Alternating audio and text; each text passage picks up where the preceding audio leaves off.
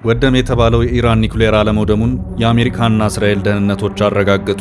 Some Israeli security officials speaking anonymously, of course, who said that they had rather pushed the nuclear program back by a few years, but didn't exactly destroy all of its capabilities. የትራምፕና ኔታንያሁ ያውድመነዋል መረጃ ጥያቄ ውስጥ ገብቷል። Iran's key nuclear enrichment facilities have been completely and totally obliterated. God bless America. God bless Israel. And may God bless our unshakable alliance, our unbreakable faith. የኢራንን ኒኩሌር ውድመት በተመለከተ የተሰራጨው መረጃ ትክክል እንዳልነበር CNN፣ BBC፣ Associated Press እና ሌሎች ዓለም አቀፍ ሚዲያዎች እየተቀባበሉት መሆኑ ግርምትን አጭሯል። Sources tell CNN and The Times that early assessments of the damage from the Defense Intelligence Agency indicates that the strikes did not destroy Iran's nuclear facilities, but it did set back the program, perhaps only by months though. ለ12 ቀናት የተካሄደው የኢራን እስራኤል ጦርነት በተኩስ አቁም ስምምነት አቁሟል። የተኩስ አቁም ስምምነት ሌሎች ተፋላሚዎች እንደሚያደርጉት በሁለቱ ተፋላሚዎች መካከል በተደረገ ፊርማ የተከወነ አይደለም። በአጭሩ በትራምፕ የቃል ትዕዛዝ የተፈጸመ ነው። አሁን ከተኩስ አቁሙ መልስ ማን ምን አገኘ፣ ማንስ ምን አጣ የሚለው ሂሳብ እየተሰራ ነው። የሂሳቡ ባለቤቶች ተፋላሚዎች ኢራን፣ እስራኤልና አሜሪካ ናቸው።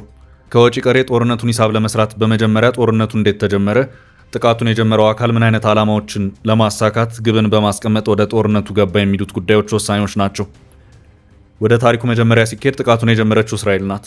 ይኸው ጦርነት ሲጀመር የተቀመጠው ግብም የኢራንን ኒኩሌርና ሚሳኤሎች ጥንቅቅ አድርጎ ማውደም የሚል መሆኑን በዕለቱ ኔታንያሁ ባደረጉት ንግግር ያስታወቁ መሆኑ የሚታወስ ነው።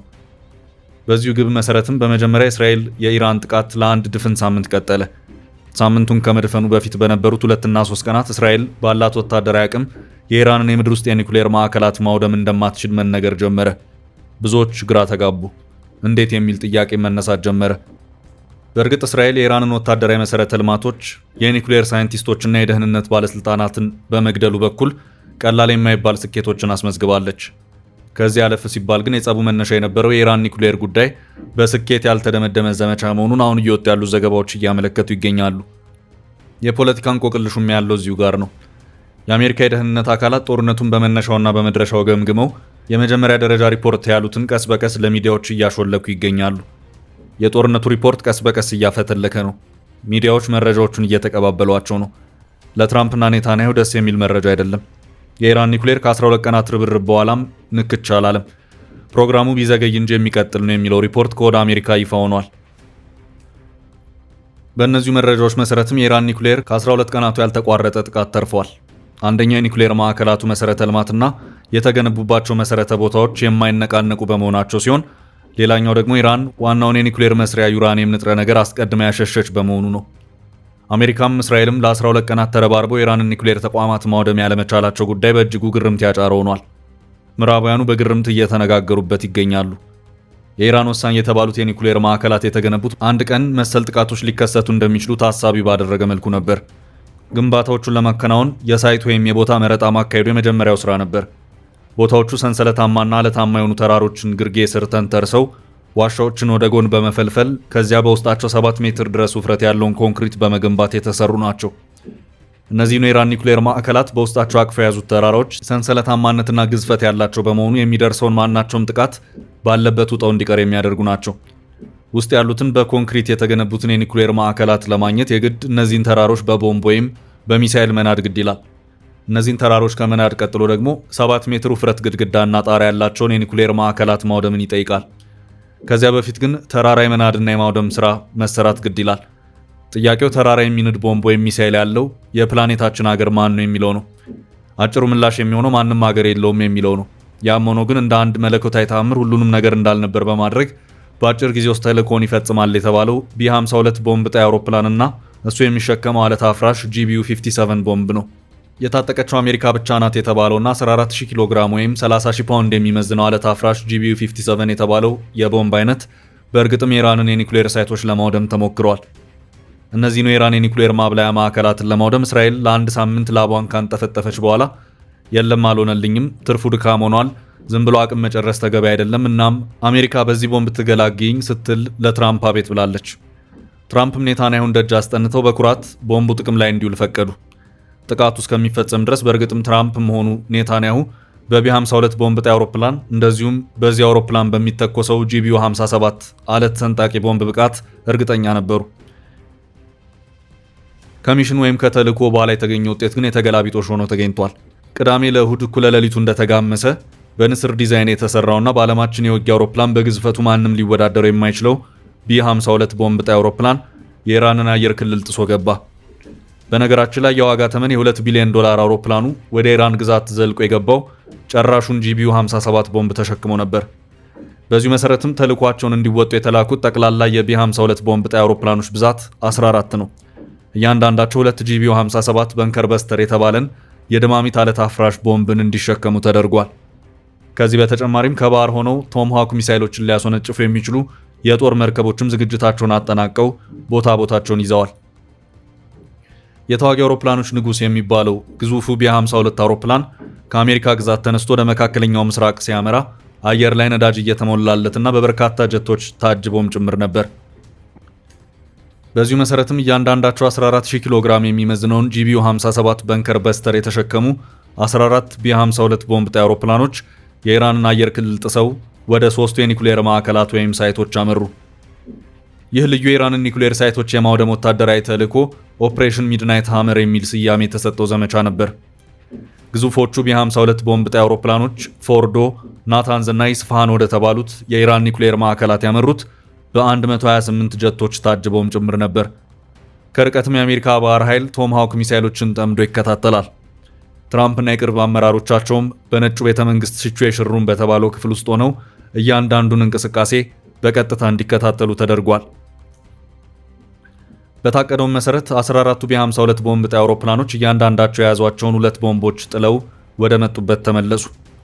ባህር ኃይሉ በበኩል ወደ እነዚሁ ሳይቶች ያነጣጠራቸውን ቶምሃውክ ሚሳይሎች እያከታተለ ተኮሰ። ተልእኮ ተፈጸመ በሚል ሁሉም ነገር አበቃ። የመጨረሻው ኦፕሬሽን ወታደራዊ ሪፖርትም የዘመቻውን ትዕዛዝ ላስተላለፉት ፕሬዝዳንት ዶናልድ ትራምፕ ደረሰ። ፕሬዝዳንት ትራምፕ ሪፖርታቸውን ተቀብለው በኩራት ፈነደቁ። ለኔታንያሁም ደስታውን አበሰሩ። ኔታንያሁ ከቴል አቪቭ፣ ትራምፕ ከዋሽንግተን ለመግለጫ ተዘጋጁ። ትራምፕ በዚሁ መግለጫቸውም ኮራ ብለው ዛሬ በወሰድነው እጅግ አስደናቂ ወታደራዊ ኦፕሬሽን የኢራንን የኒኩሌር ጣቢያዎች ጥንቅቅ አድርገን አውድመናቸዋል ሲሉም ተናገሩ። ወደሙ የተባሉት የኒኩሌር ሳይቶችን ስም በመጥቀስም ነገሩን አስረግጠው ለመናገር ትራምፕ የተጠቀሙት ቋንቋ ኮምፕሊትሊ ኤንድ ቶታሊ ኦብሊትሬትድ የሚለውን አገላለጽ ነበር። ከባድ አገላለጽ ነው። በአጭሩ የትራምፕ አባባል በወሰድነው እርምጃ የኢራን ኒኩሌር ህልም ላይመለስ ጥንቅቅ አድርገን ድምጥማጡን አጥፍተነዋል፣ ታሪክ በሚሆንበት ደረጃ አውድመነዋል ነው። ነገሮች ዋላ ደር እያሉ እውነታዎች መፈተሽ ሲጀምሩ ደግሞ እየወጣ ያለው ውጤት ሌላ ሆኗል። እነዚሁ በትራምፕ ጥንቅቅ ብለው ወደሙ ተብሎ የተነገሩት የኢራን የኒኩሌር ማብላያ ጣቢያዎች አንዳችን እክች አላሉ። ብዙ የተባለለት የአሜሪካ ጂቢዩ 57 በንከር በስተር ተራራ ከመብሳት ያለፈ ሌላ ስራን መስራት አልቻለም። ቁልቁል ሲወረወር የኒኩሌር ማዕከሉን የተራራ ክፍል በተወሰነ ደረጃ ጠልቆ በመግባት ፍንዳታን ከመፍጠር ውጪ በጥልቀት በመግባት ከምድር በታች ያሉትን የኢራን የኒኩሌር ሳይቶች ላይ መድረስ የቻለበት ሁኔታ የለም። ይህንን እውነታ ቢቢሲ፣ ሲኤንኤን እና ሌሎችም በትኩስ መረጃነት እየተቀባበሉት ነው። ሲኤንኤን በመረጃው አሜሪካም ሆነች እስራኤል በኢራን ኒኩሌር ጣቢያዎች ላይ ያደረጓቸው ርብርቦች የኢራንን የኒኩሌር ፕሮግራም በጥቂት ወራት ቢያዘገዩት እንጂ እንደተባለው የወደመ ነገር የለም በማለት የውስጥ ምንጮች ያደረሱኝ ያለውን መረጃ አጣቅሶ እነሆ ብለዋል።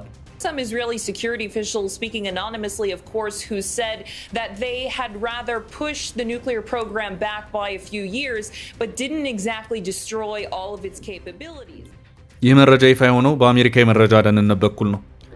ስማችን አይጠቀስ ያሉ የእስራኤል የደህንነት ሰዎችን በተመሳሳይ መልኩ የኢራን ኒኩሌር ተቋማት በሚባለው ደረጃ ያልወደሙ መሆኑን እንደገለጹና ይህም ምናልባትም ቀጣዩን ስራ ለዓመታት ቢያዘገየው እንጂ ከዚህ የተለየ ነገር የለም በማለት ስማችን አይጠቀስ ብለው መናገራቸውን አልጀዚራ በዘገባው አመልክቷል። እናም ሳምንት በዘለለ የአሜሪካ ያልተቋረጠ ርብርብና የአሜሪካ ጨራሽ ነው ከተባለው ጂቢዩ 57 በንከር በስተር ጥቃት በኋላ የኢራን ኒኩሌር ማዕከላት ንክች አላሉም የሚባሉ ጉዳይ አስገራሚ ሆኗል። ጂቢዩ 57 በንከር በስተር ሲተኮስ ምን ያህል ሜትር ጥልቀት ገብቶ ጉዳት እንደሚያደርስ ሲሰራ ጀምሮ ያለው ጉዳት የማድረስ አቅም ይታወቃል። እናም ጥያቄው ጋራን እየናዱ ከምድር በታች በኮንክሪት የተገነቡ ማዕከላትን ለማውደም ምን ያህል ጂቢዩ 57 በንከር በስተር ያስፈልጋል የሚለው ነው ጥያቄው። የኢራን የምድር ውስጥ ዋሻዎች እንደዚሁ ዝም ብለው ተራራን በመቦርቦር ብቻ የተሰሩ አይደሉም። በመጀመሪያ ዋሻዎቹ የግንባታ ቦታ መረጣ የተካሄደባቸው ናቸው። ዋሻዎቹ በሰው ሰራሽ መንገድ ተራራን ተገና አድርገው ወደ ጎን ሲቦረቦሩ ቦታዎቹ ተፈጥሮ እንዲያግዛቸው በሚል የተመረጡበት መንገድ በራሱ ብርቱ ጥንቃቄ የተደረገባቸው መሆኑ ይነገራል። የተራሮቹ ውፍረት በቦምብ ጥቃት ቢደርስባቸው የመቋቋም አቅማቸው በሚገባ ምርመራ ተደርጎበታል። ከዚያም ወደ ጎን ከተቦረቦሩ በኋላ ውስጣቸው እስከ 7 እና 8 ሜትር ውፍረት ባለው ጣሪያና ኮንክሪትም ጭምር እንዲገነቡ ተደርጓል። ተራሮቹን ወደ ጎን መቦርቦር ሲባል አንድ የሆነ ዋሻን መስመር እየተከተሉ መቦርቦር አይደለም። የተራሮቹ ግርጌ በሚገባ እየተቦረቦረ ውስጡ መሰረተ ልማቶች ተቀብረው በኮንክሪት ግድግዳ እየተገነባ ከምድር በላይ ያለው ህይወት ሁሉ በእነዚህ ተራሮች ውስጥ እንዲቀጥል ተደርገው ተገንብተዋል። በደህንነት ደረጃ በራሳቸው መናድ ይቅርና የጠላት ቦምብ ጭምር ቢያጠቃቸው አንዳች አይነት ጉዳት እንዳያስተናግዱ በሚል በታሳቢነት የተሰሩ ናቸው። ከዚህ ውጭም እነዚህ ዋሻዎች የሚደረግላቸው ጥበቃም ከዋሻዎቹ 50 እና 100 ኪሎ ሜትር ሬዲየስ ድረስ በታጠሩ ኬላዎች ነው። ጠባቂውም በኢራን ውስጥ ከመደበኛው ጦር ውጭ በከፍተኛ ደረጃ የስርዓቱ ጠባቂና ዘብ ነው የሚባለው የኢራን አብዮታዊ ዘብ ነው። ይህ የታጠቀ ኃይል የኢራን አብዮት ከተካሄደ በኋላ ስልጣኑን የተረከበው የኢራን እስላማዊ አብዮት አቀንቃኝ ኃይል የተከለው ስርዓት በውስጥም ሆነ በውጭ ኃይሎች እንዳይቀለበስ የመከላከል ተልዕኮ የተሰጠው ነው። በትጥቅም በሰው ኃይል አደረጃጀትም ከመደበኛ ኢራን ጦር ይለያል። በቀጥታ የሚታዘዘውም በመንፈሳዊ መሪ አያቶላህ ኮሚኒ ነው። እናም ይህ ኃይል ኢራን ለምታካሄደው የኒኩሌርና የሚሳይሎች የምርት እንቅስቃሴ ዋና ጠባቂ በመሆኑ እነዚሁ የምድር ውስጥ ዋሻዎችን በመጠበቁም ረገድ ሙሉ ኃላፊነቱን የወሰደውም ይኸው የኢራን አብዮታዊ ዘብ ነው። ዋሻዎቹ ከ50 እና 100 ኪሎ ሜትር ርቀት ላይ በበርካታ ድርብርብ ኬላዎች መጠቃታቸው ሳያንስ ህጋዊ ሆነ ወደ ዋሻዎቹ ለመግባትም እጅግ በርካታና ውስብስብ የደህንነት ጣጣዎችን ማለፍ ግድ ይላል። ከነዚህ ሁሉ ሂደቶች በኋላ ጣቢያዎቹ ጋር ሲደርስም ምንም አይነት ኤሌክትሮኒክስ መሳሪያዎችን አለመያዝ፣ የአይንና እጅ አሻራዎችን መስጠት፣ የኢራን አብዮታዊ ዘብ ባስቀመጣቸው የፍተሻ መሳሪያዎች ውስጥ ደጋግመው እያለፉ መፈተሽ፣ በአብዮታዊ ዘብ የሚሰጥን ልብስ መልበስ ግድ ይላል። ለዋሻዎች የሚደረገው ጥንቃቄ በዚህ ደረጃ የሚገለጽ ነው። ዋሻዎቹ ሙሉ በሙሉ በአደጋ ጊዜ ጥሪ የተሞሉ፣ ምንም አይነት የኢንተርኔት ግንኙነቶችን የማይጠቀሙ፣ ኢራን ሰራሽ የሆኑ ሶፍትዌሮችን ብቻ ጥቅም ላይ የሚያውሉም ናቸው። አንድ ሰው ወደ ዋሻዎቹ ከገባ በኋላ ውጭ ያለውን አየር በውስጥም እንዲያገኝ ዋሻዎቹ ሙሉ በሙሉ በአየር አመጣጣኝ ቬንቲሌተሮች የተሞሉ ናቸው። ዋሻዎቹ የሚሳይሎች ማምረቻና ማከማቻ በመሆናቸው ምናልባት አደጋ ቢከሰት በሚልም የአደጋ ጊዜ መውጫን ሳይቀር አካተው የሚያዙ ናቸው። ከውጭ በበርካታ ራዳሮችና ካሜራዎች ቁጥጥር የሚደረግባቸው እንደዚሁም ከውስጥ ደግሞ ቁጥራቸውና የጥራት ደረጃቸው ከፍ ባለ የደህንነት ካሜራዎች ጭምር የሚጠበቁም ናቸው። አንድ ዋሻ በውስጡ በርካታ ክፍሎች አሉት።